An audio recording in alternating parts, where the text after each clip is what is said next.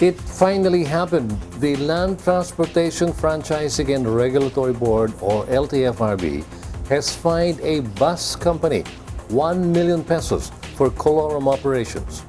We have Motoring Today field correspondent DJ Suzy with the story.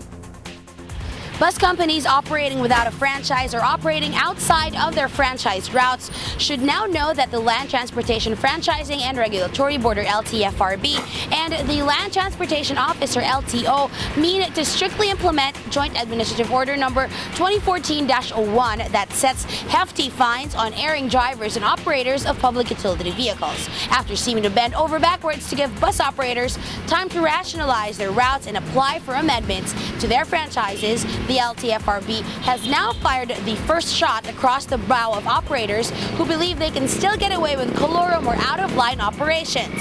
The LTFRB fined Dalin Liner 1 million pesos for being guilty of illegally operating provincial buses and transferring license plates.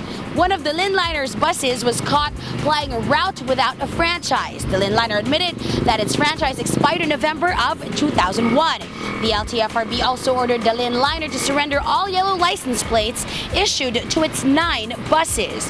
According to LTFRB Chairman Winston Guinez, the Dalin Liner has 15 days following the receipt of the order fining it 1 million pesos for illegal operation to contest the order or appeal the order before the Department of Transportation and Communications.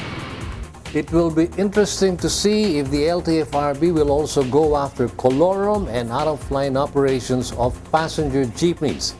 The fine for the first offense is 50,000 pesos and suspension of operations for 3 months.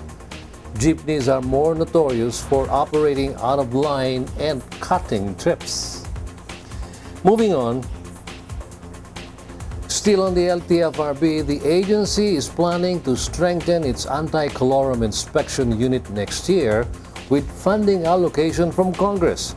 Here's our field correspondent Zera Hernandez with more details. The Land Transportation Franchising and Regulatory Board is gearing for a nationwide drive against colorum operations of buses, jeepneys, taxis, and other forms of land transportation. The LTFRB budget for 2015 set for approval by Congress has allocations for the hiring of additional inspectors and surveillance equipment and other facilities for its anti-colorum campaign.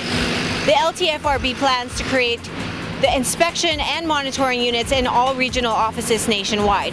According to LTFRB Chairman Winston Guinez, personnel of the IMUs will be armed with video cameras, digital cameras, and radios to make them more effective in catching colorum operators. The LTFRB plans to hire 145 additional inspectors for 2015.